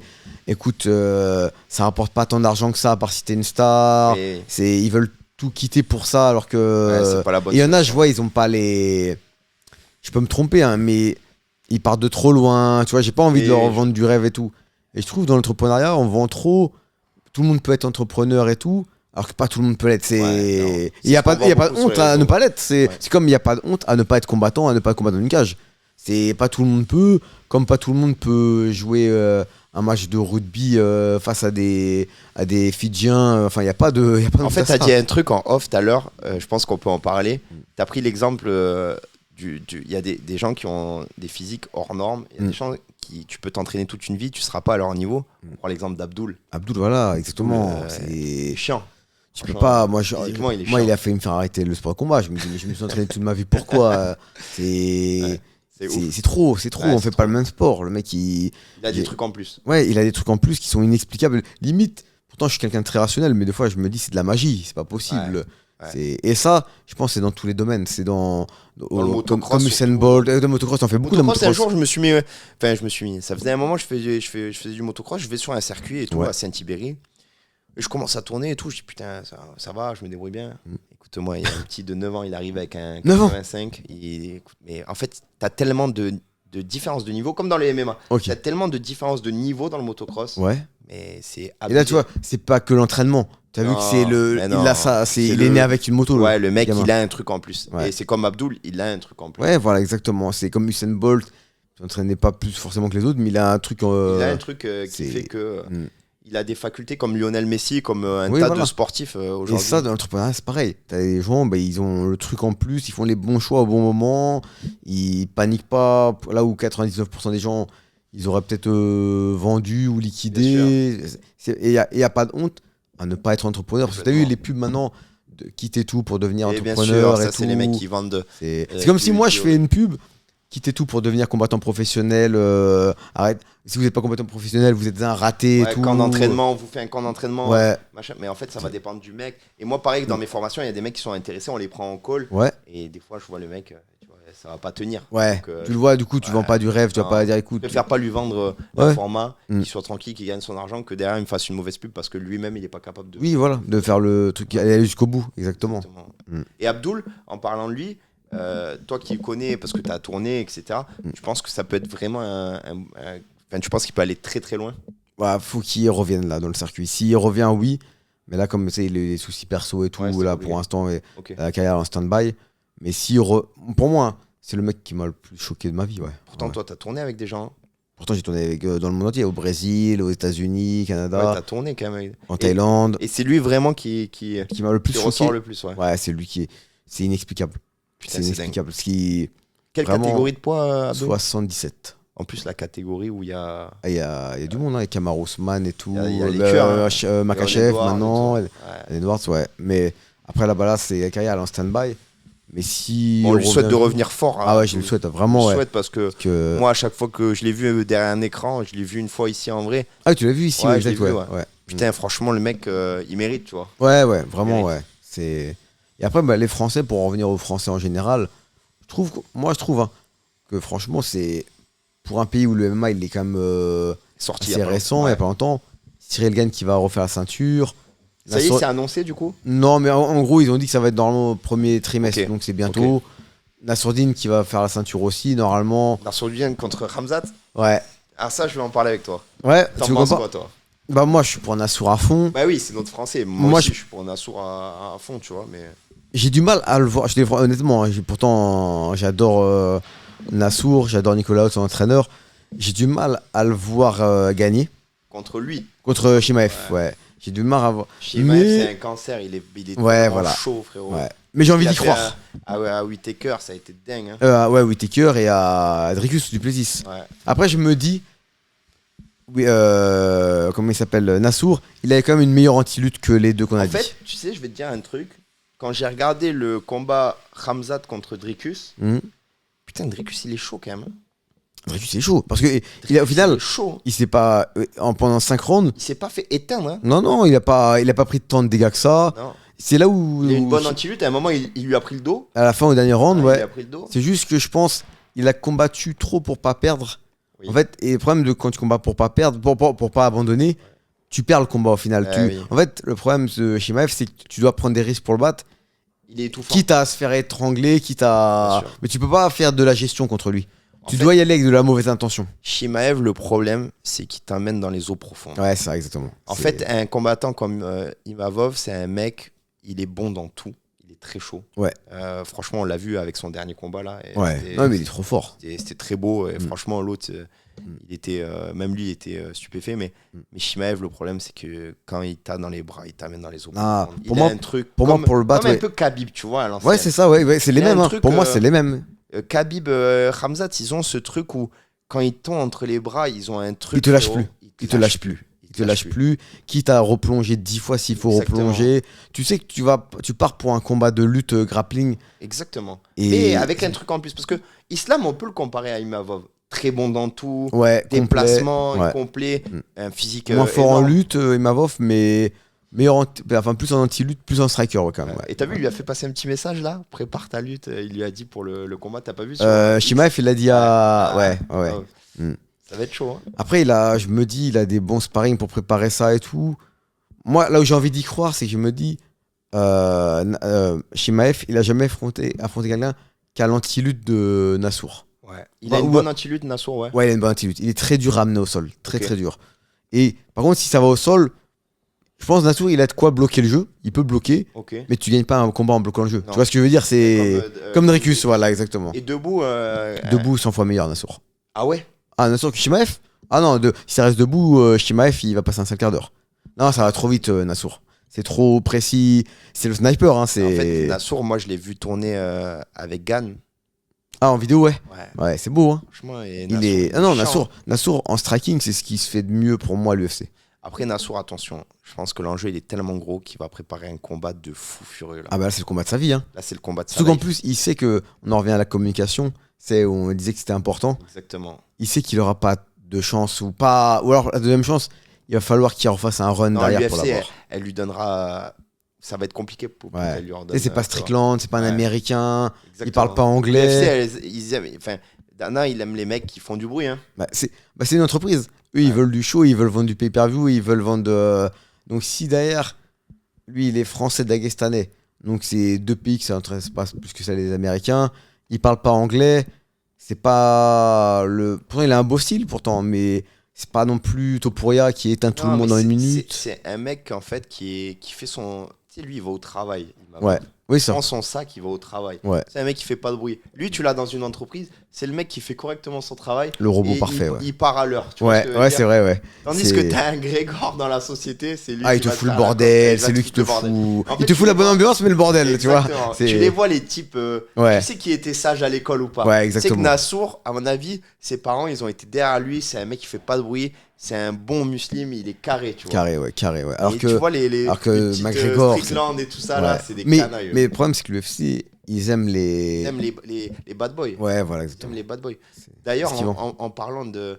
Moi, j'ai envie de parler de la carte à la Maison Blanche. Ouais. Tu penses qu'il va avoir un retour de McGregor ou pas? Ouais, je pense, contre Chandler, ils vont le faire. Ah ouais? Ouais, je pense, ouais, ils vont le faire, ouais. Il y a trop d'argent en jeu, ils vont le faire. Et tu penses qu'il peut revenir avec quelque chose ou... Non, j'y crois plus. Non, il est dans la fête, il est entre Saint-Jean-Cap-Ferrat et Dubaï et Ibiza. C'est vrai qu'il s'arrête pas. Non, c'est quand tu tombes trop dans la fête, après, tu peux plus revenir. Et en plus, le MMA, il a évolué. C'est comme un mec, parce que c'est comme l'entrepreneuriat, c'est comme un mec qui aurait entrepris il y a 10 ans que c'était un monstre et qu'il arrive et qu'il reste avec les pages jaunes et les pages El Minitel et qui te dit j'ai fait un site web. Pour toi, il y a une évolution au niveau. Le MMA. Ouais. Ah oui, c'est trop. C'est encore plus que le foot parce que le foot, c'est un sport quand même qui est plus vieux. Bien sûr. Ça veut dire que, je te prends un exemple, tu me dis si je me trompe. On met un Georges Saint-Pierre Prime contre Islam. Le Georges Saint-Pierre Prime de l'époque. Ouais. Il vient, mais il perd contre Islam. De suite. Pour moi, hein. Après, les fans de Georges Saint-Pierre, ils vont me dire, mais non, Georges Saint-Pierre, c'est trop. On reste sur du factuel. Moi, j'ai revu les combats de Georges Saint-Pierre et tout. Jamais il a affronté des mecs comme Islam. Ouais. Mais jamais. C'est, on va dire, les Johnny Hendrix qui était sous-produit et tout. Mais même contre Johnny Hendrix, il n'y arrivait pas, tu vois. Oui. Et même les détails techniques qu'avait Islam, il a jamais affronté des mecs comme ça. Avec le respect pour Kochek et John Fitch et tout. Hein. Mais moi, même, il n'y avait pas de calf kick, il n'y avait pas de. Moi, j'adore Saint-Pierre. Hein. Ouais. Moi, c'est mon combattant presque préféré. Pareil, moi aussi. Et c'est un fan de Saint-Pierre qui te dit ça. Donc, oui, non, t'es réaliste dans le sens où le MMA, il a évolué, les techniques ont évolué. Bien sûr, c'est comme un Pelé, il était sûrement très bon à l'époque. Peut-être que, j'ai pas dire des bêtises, mais il serait peut-être National 2 aujourd'hui, tu vois, au foot. Un Pelé au foot. Il serait peut-être en Ligue 2, même pas. Non, mais c'est vrai ce que tu dis. Le sport, même athlétiquement. Et même les détails qu'ils ont au catch control, il n'y avait pas de. Plus de techniques qui sont sorties. Exactement. C'est les gestions de round, les gestions de contrôle au sol. À l'époque, c'était. Tu sais, il a affronté par exemple BJ Penn. BJ Penn, c'est très fort. Mais un BJ Penn aujourd'hui, c'est. Ça vaut rien. Ouais, voilà. T'as compris. Et pourtant, moi, je suis fan de BJ Penn. Mais il faut remettre les choses en place. Et moi, je trouve que l'UFC, là, franchement, ils ont des combattants de ouf et c'est pour ça que c'est l'organisation numéro 1 au monde. Ouais. Ils savent mettre une hype de ouf. Ils créent des histoires. Ils créent des histoires. Mais par exemple, on regarde l'ascension de Topuria qui est incroyable. Ouais. T'en penses quoi, toi, de Topuria aujourd'hui, comme il a combattu, ce qu'il a fait avec Volkanovski, ce qu'il est arrivé, ce qu'il a réussi à mettre en place. Pour moi, c'est le nouveau McGregor. C'est un McGregor 3.0. Ouais, c'est vrai. Il a le punch qu'avait McGregor. Il parle comme McGregor, même si son anglaise elle est magnifique. Elle est chiante. Il a son style, il a adapté à lui en plus parce qu'il a son anglaise qui est parfaite, il a un bon coup d'œil, il a une lutte gréco qui est énorme parce que c'est un géorgien. C'est un JB aussi. Hein. C'est un monstre au sol, mais même si on l'a pas encore trop vu, c'est un monstre au sol. Il a soumis Bryce Mitchell. Pour moi, c'est le McGregor version moderne. Ils vont nous refaire un Khabib McGregor avec Islam et. C'est ce qu'il faut. Nous, c'est ce qu'on veut voir. Tu vois, à la Maison Blanche, j'aimerais voir ce combat-là. Mais comment ils vont faire au niveau des poids parce que c'est un petit gabarit quand même. Ils vont sortir le chèque. Soit en fait, parce que Islam, il a dit, je veux bien redescendre en 70, mais il faut sortir le chèque. Et l'UFC, ils peuvent. Et toi, s'il y a ce combat-là, c'est quoi tes pronos un petit peu? Si c'est en 70. Je vais dire Topuria. Ah ouais? Ouais. Si c'est en 77, je vois Makhachev. Non, mais 77, il montera pas. Ouais, mais si, il peut monter pour être triple champ, pour tenter. Tu sais, triple champ, il n'y a personne dans l'histoire qui l'a fait. Personne l'a fait. Donc, il y en a un qui peut le faire à mes yeux. C'est qui? Poatan. Ouais, j'allais dire Poatan, je suis d'accord avec toi. Je suis d'accord. Pour moi, lui, il peut le faire. Toi, c'est qui tes combattants préférés? C'est Poatan, t'aimes bien toi? J'aime bien. Moi, mes combattants préférés, Oliveira. Do Bronx? Ouais. Le style? Ouais, le style, la tête, la gentillesse, le fair play, tout. les techniques de jeu. Le côté brésilien, ça tue quand même. Ah, il est monstrueux. Lui, j'aime beaucoup. Ouais. J'aime bien le style de Topuria, mais je veux voir la suite. De Topuria. Déjà, c'est beau ce qu'il a fait. Non, mais c'est incroyable, double ceinture. Si j'avais un combattant comme lui, là, non, mais c'est incroyable. Mais je veux voir la suite de ce que ça va donner. Tu vois, il donne envie de. Pour l'instant, il n'est pas tombé dans le truc où, un peu comme McGregor, qu'il a pris son argent et que voilà. Là, il est encore bon au niveau show. Ouais. Et au niveau combat, il est bon encore, tu vois. Ouais. J'aime bien Khamzat. Ah, j'aime bien Khamzat, son style, ouais. J'aime bien Khamzat. Voilà, c'est les trois qu'aujourd'hui, quand genre, tu te lèves le matin pour les voir. Je me lève à 4h ou s'il faut, je prends un billet d'avion pour voir. Khamzat Imavov, c'est sûr que je vais regarder je paierai pour aller voir le combat, le prix que ça me coûte, tu vois. Ok. Mais j'ai pas un coup de cœur pour nos Français, c'est dommage de dire ça. Alors quand ils combattent contre quelqu'un d'autre, je suis full français parce que je suis comme ça. Mais y a pas un français qui te fait briller. Ouais, Benoît Senny, je kiffe. Ouais. Je kiffe. Il a son style, tout ça, mais je suis pas fan. Ouais, parce que peut-être techniquement, c'est pas celui que tu trouves le meilleur. Voilà. Techniquement, ouais. Moi, je regarde beaucoup l'histoire. C'est un mec, franchement, il a du flow de ouf. Ancien militaire, tu vois. Ah non, et même moi, là où je le respecte de fou, c'est l'ascension qu'il a fait, la descente et la re-ascension derrière. Elle est magnifique. Bah, tu vois, on en parle de mental. Lui, pour moi, c'est la définition du mental. Lui, le mental, il est dingue. Ouais. Il a eu des petites galères avec son entraîneur, il est revenu. Il a eu ce combat contre Poirier où le premier round, il a commencé très fort et incroyable. Premier round. Ah ouais. Il a été touché, bon, il a pris un KO. Il a eu une suite un petit peu de. Il perd contre Moïcano. En France, en main event à Paris, devant 15 000 personnes. Il prend des critiques de malade. Et il revient après derrière 3 victoires d'affilée en 2025. Fort, hein. Et il revient fort contre des Dariush. Il rentre dans le top 10. Ah non, lui, c'est. 16 secondes là. Ouais, impressionnant. Hein. Franchement dingue. Hein. Ah, magnifique. Et là. En plus, c'était un crochet dans l'oreille, je crois. Hein. Ouais, c'est un petit crochet dans l'oreille. Boum, éteint, terminé. Et là, maintenant, il rentre dans le top 10. Première fois qu'un Français rentre dans le top 10. Dans cette catégorie de poids. C'est beau, hein. Franchement. Non, lui, vraiment, c'est la définition du mental, c'est lui. Moi, je pense, et je veux pas être critique parce que je me sens pas d'être. Mais je vais dire quand même ce que je pense. Je pense que c'est un bon top 10, Benoît Sani. Très chaud. Tu vois pas aller au bout ? Je vois pas rentrer dans le top 5. Ah ouais ? Non. D'accord. Et je le souhaite, hein. Ouais, plus que tout. Et j'aimerais me tromper ou un jour je vois Benoît Sani, tu vois, prendre une ceinture. Magnifique. Et franchement, il le mérite. Mais je trouve que quand tu es dans le top 5, surtout dans cette catégorie de poids-là, c'est chaud. Bah, moi, je pensais comme toi avant qu'il fasse son run. Mais aujourd'hui, je pense, même si techniquement il est peut-être moins bon qu'un Gamrot en lutte et tout, mais je pense que moins bon que le top 5. Mais parfois, le MMA, il faut les étoiles alignées, tu vois. Ouais, et pour peu qu'un tel est booké, un tel est blessé, ils prennent un mec que le style lui correspond. Je dis n'importe quoi, par exemple, un Dan Hooker. Et qui bat un Dan Hooker, bam, il peut être propulsé au titre, tu vois, il y a aussi cette histoire-là. C'est vrai. Ça dépend pas que de ton niveau. Bah, faut un niveau, bien sûr, il a un niveau de malade. Il a un niveau de malade, mais vraiment de malade mental. Ouais, mais si les étoiles sont alignées et qu'il prend, par exemple, je dis n'importe quoi, un Dan Hooker, bah, il peut monter top 5. Pour moi, demain, tu me dis, Fred, Benoît va faire le combat pour la ceinture, je suis pas choqué. Alors qu'il y a quelques temps, j'aurais été choqué. Ouais. Là, non, je suis pas choqué. Moi, je trouve qu'il s'est bien relevé de ses défaites. Et franchement, mental, on en revient. Le mental, c'est un guerrier. Combien aurait arrêté après le défaite contre Moïcano ? Mais en fait, moi, je me dis, et je veux surtout pas le connaître, quand tu fais 2-3 défaites de suite, les messages Instagram, les highlights que tu dois voir, ta famille et tout ça. Ah, c'est dur, je pense. Après, Benoît, il a une femme extraordinaire. Ouais. Il a une femme extraordinaire, un peu dans le même type. Oui, mais t'as beau avoir une femme extraordinaire, ce que tu veux, les messages, tu les vois, tu les lis. Frérot, ça doit te toucher. Quand tu ouvres Instagram, que tu te vois toi-même prendre un crochet et tomber, ça doit être horrible. Et ça, franchement, grosse force parce que c'est incroyable la force mentale qu'ils ont pour revenir et tout niquer parce qu'en 2025, il a tout niqué. Tu vois. Mais ouais, c'est pas que je suis pas fan du mec, mais en tout cas, je suis tout cœur avec lui, tu vois. Ouais, bien sûr, ouais. Même tous les Français, que ce soit Nassour. Oui, bien sûr. Ouais. Moi, Nassour, il combat contre Khamzat, même si je kiffe le flow de Khamzat, ce qu'il dégage, ce qu'il a fait, tu vois. Pour Nassour. Ouais, pour Nassour. Nassour, il gagne, je suis content, tu vois. T'as déjà eu des mauvais commentaires sur tes chaînes, sur tes... Ouais, beaucoup, ouais. Ouais.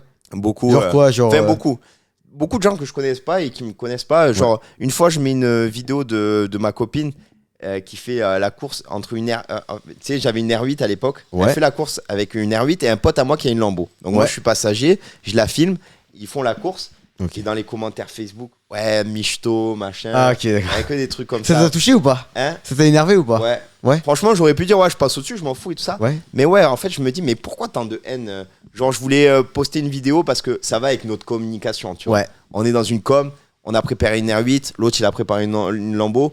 Je laisse ma femme faire la course avec parce que je suis sûr qu'elle, au volant, elle peut le battre avec la prépa qu'on a fait. Ok. Et on vient parler en mode sur le côté particulier, tu vois. Ouais. Sale michto, machin, elle sait même pas passer de vitesse. Des trucs assez méchants. Et il y a des trucs que je peux pas dire parce que ça m'énerve, tu vois, mais des trucs vraiment cruels où les mecs, ils se sont lâchés un peu sur Facebook. C'est la seule fois. Après, j'ai eu des très bons. Ah oui, sur la vidéo de mon père aussi. J'ai eu. Je sais plus combien de milliers de commentaires, tu vois. Ok. Il y a des bons ou des mauvais Il y a eu, franchement, 90% de bons. Même 95% de bons. Mais les 5% de mauvais. Les 5%, les mecs, je pense qu'ils avaient passé une mauvaise journée. Ils voulaient me terminer, mais que des trucs sales, tu vois. On sait que c'est pas vrai. C'est quoi cette voiture pourrie que tu lui as offert? T'aurais dû lui donner de l'argent, partir en voyage. On dirait la voiture à Monsieur Beans ou Mr. Beans. Ils m'ont tué. Énorme. Et tu l'as pris comment? Ça t'a énervé? Ça m'a fait rire. Ouais, ça t'a fait rire. Parce que j'ai envie de leur dire, mais les gars, mais frérot, il n'y a pas 1% qui a fait ça à son père, tu vois. Venez pas discuter avec moi, tu vois. Si tu veux pas mettre de commentaires, t'es énervé, on vient me le dire en privé, on en discute, je trouve pourquoi tu vas pas bien dans ta vie et je te donne des conseils. Il y a pas de souci, mais viens pas me terminer ou j'offre un truc à mon père. Mais c'est fou quand même de... Tu vois, moi, j'ai déjà vu des choses qui m'énervent sur Internet, mais jamais de ma vie j'ai commenté, tu vois. Non, moi non. Jamais. Je suis pas du tout le mec qui va... Parce qu'en fait, tu sais... Quand tu commentes, il faut gérer l'état d'esprit. Des fois, t'es énervé, tu vois un mec qui va t'énerver sur les réseaux, tu vas te lâcher. Alors que le mec, il est cool, tu vois. Ouais, bien sûr. Juste, il a passé une sale journée. Exactement, il va terminer, tu sais pas pourquoi. Et mais non, franchement, Et toi, t'as eu des trucs un peu. Pas beaucoup, parce que j'ai une commu, elle est super cool, franchement. J'ai vu les commentaires d'ailleurs. Franchement, les gars, vous êtes incroyables. Je sais pas s'il y a beaucoup de gens qui vont regarder la vidéo, mais j'ai regardé un peu les vidéos et à chaque fois, je vais dans les commentaires. Les analyses, à chaque fois, elles sont percutantes. Quand tu faisais les analyses avec Clément, pour un combattant et toi pour l'autre, je trouvais ça que le débat, il était vraiment détaillé. C'est pas comme moi là je fais, parce que moi je suis vraiment amateur. Non, mais après, là, je donne mon avis, tu vois. Voilà. Et mon avis, il peut être complètement faux. Mais quand je vous vois partager avec Clément, c'est vrai que vous faites des analyses.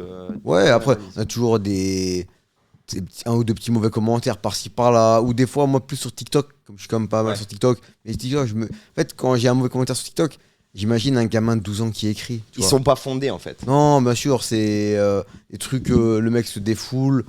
Franchement, et après, moi je me dis, j'avais vu une vidéo de quelqu'un qui disait, si vous voulez pas de mauvais commentaires, ne vous exposez pas sur les réseaux. C'est vrai. Moi, je me suis exposé avec la voiture de mon père parce que ça faisait partie de la com de Horsepower. Je savais que ça allait générer du trafic, ça allait avoir de la visibilité. Mais sinon, j'aurais jamais mis une vidéo de moi en train d'offrir un cadeau à mon père parce que pour moi, ça doit rester personnel. Mais bon, moi, ça allait avec mon business, donc je l'ai fait. Parce que, voilà. Si tu avais une chaîne, par exemple, sur la muscu, tu l'aurais pas fait, par exemple. Bah non, pas du tout. J'aurais pas fait. Et là, ça a généré. Avec le thème de l'automobile, c'était bien. Pour les gens qui ne te connaissaient pas, ils apprenaient à te connaître. Et puis tu sais, ça fait un peu de social proof. Les gens se disent, ah putain, il est entrepreneur et tout ça, mais il a ce côté sympa aussi. Voilà. Mais sinon, non, je l'aurais jamais fait si j'étais pas dans l'automobile. Oui, si t'étais pas dans l'automobile, t'aurais pas fait. Non, je l'aurais jamais fait. Toi, moi je le fais demain pour ma chaîne. Hors sujet, tu vois, ça fait vraiment le mec qui veut montrer que, tu vois. Bien sûr. Parce que mais toi, ça allait vraiment avec le thème de. Ça allait avec le thème de l'automobile, tu vois. Ah ouais. T'as fait un peu comme Yomi. Ça te rappelle Yomi, il avait fait la Tesla. Yomi, il l'a fait, mais ça, je l'ai fait après. Enfin, je l'ai fait après lui et je le savais pas, mais j'ai regardé sa vidéo parce qu'il y a un pote qui m'a dit, regarde sa vidéo. Et franchement, elle est incroyable. Cool. J'ai bien aimé sa vidéo aussi, Yomi aussi, sacré entrepreneur. Hein. Ouais, top. Nous, tu vois, dans l'entrepreneuriat, on a aussi des mentors. Qui sont comme des combattants de MMA à un niveau exceptionnel, tu vois. Toi d'ailleurs, tu regardes un peu des Yomi sur YouTube. Tu regardes quoi sur YouTube en général? Alors moi, quand je vais sur YouTube, c'est souvent pour du divertissement. La boiserie, je suis sûr. Ouais, vite fait. Ah ouais? Avant, ça me faisait gaulerie de ouf. Mais moi, j'aime bien pas le côté entrepreneur, pas le côté. J'ai un tank et j'explose tout. Il est incroyable. Ah ouais? Il est incroyable. Vraiment, ouais. Il est très bien entouré. Bien entouré, il fait des jeux concours. Ça veut dire comme toi, t'es bien entouré. Ouais, je suis bien entouré aussi. Je me suis bien il fait profiter les gens, il met 10 voitures ou 30 voitures à gagner. Ouais. Il fait profiter des gens des voitures. À travers, il fait de l'argent parce que c'est normal, c'est le business, c'est comme ça. Il récolte des sous pour les t-shirts, tout ça. Mais c'est incroyable ce qu'il fait. Incroyable. Ouais. Mais c'est vrai que ces vidéos là où il fait avec le temps, tout ça. En fait, ça me plaisait parce que je les ai regardées au début. Ça m'a fait vraiment rigoler de ouf. Maintenant, tu sais, à force. Voilà. Mais je respecte le personnage, il est incroyable. Après. Je regarde un petit peu des podcasts de gens vraiment intéressants. Anthony Bourbon, les trucs comme ça, ça me plaît. En fait, le problème dans notre secteur d'activité, c'est qu'il y a beaucoup de mythos. Tu vois, les mecs de Dubaï, tout ça, qui te vendent du rêve, il y a beaucoup de mythos. En fait, il y a beaucoup de gens, je suis d'accord avec toi, qui n'ont pas de choses concrètes. Ouais, tu vois, demain, je vais voir, t'as 3 centres, ils existent, tu vois, c'est... Voilà. Il y a les adresses, il y a les adresses, il y a... Demain, quelqu'un qui veut voir Fred coacher, genre, je coach pas dans un parc municipal, il y a une salle, elle existe, il va me voir coacher Temerlan dans 2 semaines à la RES, enfin, c'est concret. Mais il y en a, comme tu dis, on les voit dans les podcasts, il y a rien. En fait, il y a ça qui me dérange. Ils sont enfermés dans un appartement, alors certes, des fois avec une vue. Il y a beaucoup de locations de jets privés, de faux jets privés que tu peux faire. Apparemment, ouais. Il y a beaucoup de. Faut qu'on le fasse, ça. Faut qu'on le fasse, Léo. On le fait, frérot, et on va percer. Ah ouais. Il y a beaucoup de locations d'appartements où tu restes 30 minutes pour faire un podcast en disant, ouais, tu peux dire que c'est le tien. Et en fait, il y a beaucoup de moyens qui sont mis en avant pour faire croire que. Ouais. Et le pire, c'est les meufs. C'est-à-dire les meufs. C'est-à-dire les meufs, il y a beaucoup de meufs qui s'inventent des vies sur les réseaux sociaux où ils font paraître un faux lifestyle. Ouais. Et c'est des meufs qui sont en dèche, tu vois. Ok, d'accord. Je trouve ça même triste en fait. Ouais. Ça veut dire que tu vis dans une vie irréelle sur les réseaux. Ouais. Et en fait, ta vie de tous les jours, elle est compliquée, tu vois. Tu galères ou. Ah, c'est des gens qui galèrent mais qui font croire que. C'est tellement dommage. Oh, okay. En fait, reste humble, vis avec les moyens que tu as et puis évolue, tu vois. Mais surtout, moi je trouve. Les gens, en fait, ce qu'on dit pas assez, c'est qu'il n'y a pas de honte à galérer. Enfin, c'est dommage de galérer, c'est dur parce que c'est très dur. Mais il y a pas. Moi, j'ai toujours dit, hein, demain ça marchait pas et tout, je vais vivre chez mes parents, mais j'ai pas honte. C'est pas une fierté. Bien sûr, je vais pas l'annoncer. Regardez, je vis chez mes parents et tout. Parce que les gens. Mais il y a pas de honte. Non, il y a pas de honte. En fait, il faut pas se mentir à soi-même. Et en fait, toi, t'es entrepreneur, mais en même temps, t'es dans les sports de combat. Il peut avoir un moment où t'es un down parce que y a une décision d'État qui fait que le MMA, ça redevient interdit. MMA devient interdit. Moi, pareil, l'éthanol, ils le font exploser à 1,30€. Voilà. Qui a failli se passer d'ailleurs. Ouais. Tu vois, on perd du part de marché. Exactement. Ils interdisent complètement la reprogrammation parce qu'aujourd'hui, c'est interdit la reprogrammation. Mais ils font un décret de fou là-dessus. Okay. Mon métier, ça y est. Bien sûr. Tu vois ce que je veux dire ? Et la valeur de ta boîte, elle chute. Et ça, c'est des choses qui dépendent pas de toi. Et c'est pas que tu as été mauvais. Ou même des fois, même demain, il y a 0 décret, rien. Ça peut arriver de faire des erreurs et d'être mauvais. Enfin, ça peut arriver des fois. En fait, la vie, c'est pas que ça. Voilà. Et moi, je l'ai connu là. Ok. J'ai lancé mes 3 boîtes, ça cabrait, c'était comme ça tout le temps. Et en fait, aujourd'hui, on a trouvé une régularité. Ouais. Et cette régularité, elle me fait chier. Je me dis, mais putain, tu vois, j'ai plus de.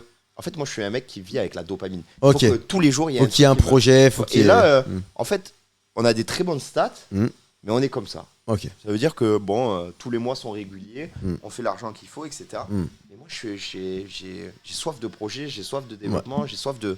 Tu vois, et donc, du coup, la format, ça a été quelque chose qui a remis un petit peu de dopamine, de nouveauté. Exactement. Ouais. Et c'est bien aussi de. Tu vois, ça te le fait, toi ? Ouais, bah tu vois, par exemple, un truc bête, mais me lancer à fond sur TikTok et la chaîne YouTube, faire du contenu, c'est. Moi, les réseaux, ça n'a jamais été un mec qui aime bien être sur les réseaux et tout. Bah, de créer du contenu ça m'a changé un peu de ma routine. C'est de coacher et tout. Ça m'a permis et ça m'a créé des opportunités. De montrer mon taf. Et tu vois, par exemple, quand je t'ai dit, fais la chaîne YouTube, là, tu te rappelles ? Mais tu vois, après, toi, ça se voit que t'es à l'aise comme à la caméra. Je m'en rappelle parce qu'on en parlait à l'ancienne salle. Ouais. Et on se disait qu'il fallait faire du YouTube, il fallait faire. Ouais, et en plus, t'as vu, ça te fait faire autre chose que tu fais pas dans la reprogrammation ou dans l'entrepreneuriat, de parler à une caméra, de faire C'est difficile, hein, faut pas croire. C'est pas évident. Il faut, en fait, la première fois que tu le fais, tu dis ok, l'exercice il est dur, tu vois. Ouais. Parce que il faut parler au naturel quand tu parles derrière une caméra. Tu t'imagines comment l'autre il va te regarder, etc. Et c'est vrai que ça peut être. Tu te dis mais toi tu te débrouilles vachement bien, je trouve. Mais au début je galérais. Non mais au début je galérais de ouf. En fait, les premiers vlogs que j'ai fait. Parce qu'au début, j'avais vu un Américain qui faisait des vlogs et tout. J'avais fait un vlog au Brésil, je me rappelle. Ouais, au Brésil, j'en ai fait 4 vlogs au Brésil. Mais les premiers vlogs que j'ai fait, même ici, je faisais des vlogs à la salle. Je me suis dit, je fais un mois, un vlog par jour, tu vois. Ok. Mais j'étais là. Il n'y a pas d'échange, t'es tout seul là. Bien sûr. Donc, bonjour les gars, donc là je vais. Je bégayais. Il faut combler. C'est trop dur en fait. Au début, les vlogueurs, je les voyais comme des. Je me dis, mais c'est bidon. C'est facile, tu te filmes. Grave, il n'y a rien de. Et en fait, tu fais. Mon pote, il est parti aux États-Unis. Pareil, il a dit, je vais tout vloguer, tout ça. Il arrive aux États-Unis, il a pris les caméras. Il a dit ok, non, c'est bon. C'est super dur, c'est super dur. Parce qu'en fait, en plus, il faut créer comme une intrigue, faut raconter des choses. Et tu le fais une fois, le lendemain, faut raconter quelque chose d'autre. C'est un métier. C'est un métier, ouais. C'est un métier. Et j'ai bien aimé cet exercice parce que ça m'a appris à petit à parler un peu plus, à mettre en avant la salle. Bien sûr. Et ça change un petit peu de côté. Je me rappelle, avant YouTube, tu avais essayé de lancer un business. Je sais pas si on... Non, n'en parle pas. J'ai pas mal de choses comme business. Et celui-là, on n'en parle pas, celui-là. J'en parle pas, je te jure. Ouais. Je te jure, j'en parle pas. Ouais. Mais je veux juste savoir où est le stock de ça. Je sais même pas. Je sais même pas. Un dieu. Un jour, je le raconterai, ça. Un jour, on le racontera. Mais je veux être là. D'accord. Promis, on le racontera. Je vais devoir le raconter. On le racontera. Sur ta chaîne, je le raconte. Ça marche. C'était exceptionnel, ça. Les gars, abonnez-vous à la chaîne de Léo, les gars. Horsepower. Je mettrai le lien là. Horsepower comment ? Garage. Voilà. Et sur sa chaîne, je raconterai cette anecdote-là. Celle-là, je la garde pour ta chaîne. Ça marche ? Vous êtes vraiment pas près de l'anecdote, mais ça aurait pu marcher. Elle est ouf. L'anecdote là, elle est dingue.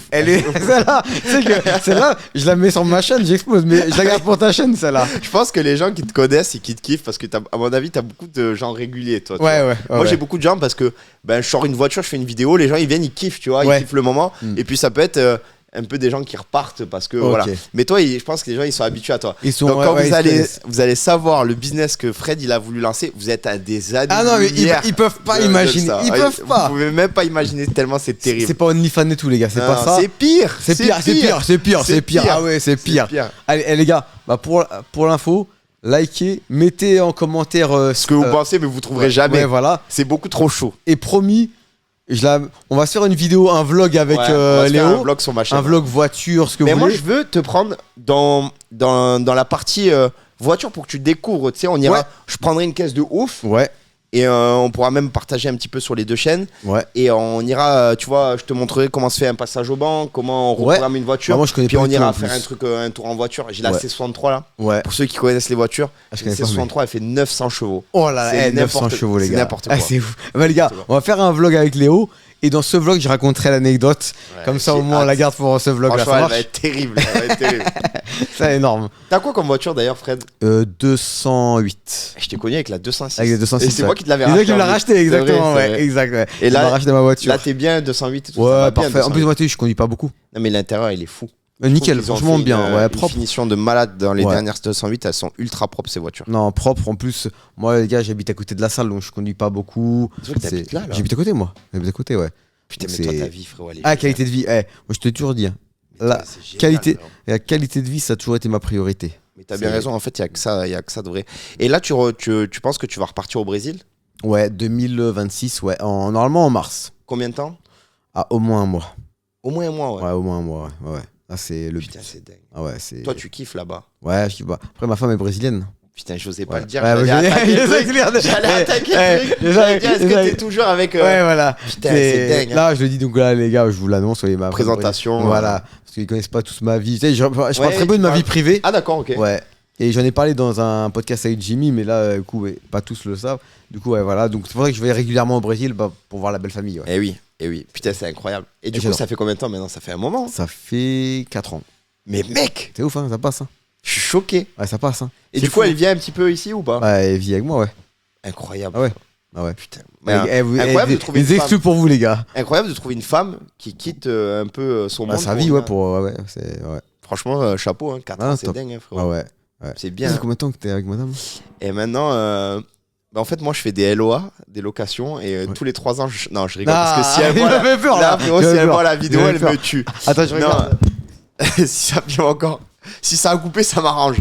Non, on coupera pas, ça, on coupera pas. Là, ça fait. Il a parlé de location de 3 ans, mais ce qu'il s'y raconte là. Là, ça va faire 3 ans que je suis avec Théa. Ouais. Et folie aussi, entrepreneuse.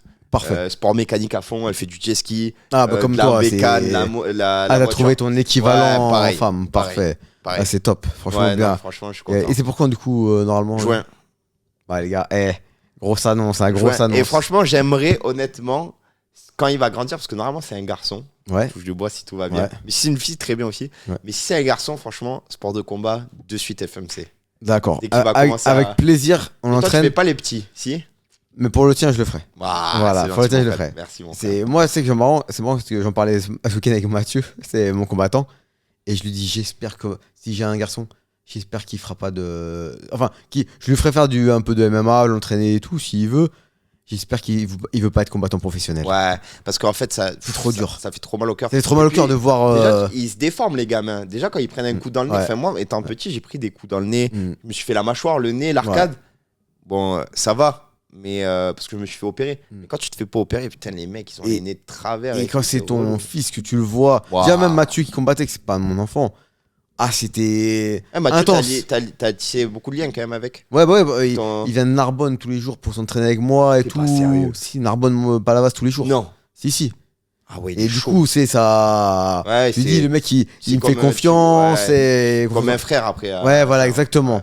Et du coup, c'est intense, c'est quand tu vois ton élève dans la cage. Bien sûr. Et ton fils, c'est encore pire. Donc j'espère que. Ouais, ok, tu mettras ça. Non, mais moi, c'est pour. Tu sais, le respect, ça inflige un respect quand tu fais un sport de combat. Pour le respect, pour savoir un petit peu se défendre et pour se dépenser, c'est incroyable. Exactement. Ça, en fait, c'est un sport, s'il est bien pratiqué, il est magnifique. Mais surtout, moi, ce que tu m'as inculqué le plus, et Dieu merci, ça m'a servi plus d'une fois, c'est le JJB, frérot. Ouais. Le grappling. Ouais, le sol grappling. Le grappling. Ouais. Toi, je sais que c'est ta. Moi, j'adore, c'est ma passion. Toi, c'est ta passion. Toi, t'es une araignée, frérot. Si je peux dire un truc, la dernière fois, je suis venu, les gars. Je sais pas si tu peux le dire. Non, dis pas. Okay. Je vais pas dire de bêtises. Ouais. Ok, mais tu vois de quoi je vais parler. Je vais dire, okay. mais à chaque fois que je viens, à chaque fois que je viens, qu'il y a des mecs qui sont hyper chauds, quasiment des restats du MMA, je peux pas dire. Fred, il me laisse pas dire, mais je comprends. À chaque fois que je vois Fred avec ces gens-là, je me dis, mais Fred, c'est une araignée. Parce que toi, tu fais combien de kilos, frérot? 65 là. Frère, il fait 65 kilos. J'ai l'impression, quand il prend des gens de 80, 85, qui n'ont pas son niveau, mais qui ont quand même un niveau de fou. Mais mec. Après, ce qu'il faut te dire, c'est l'entraînement.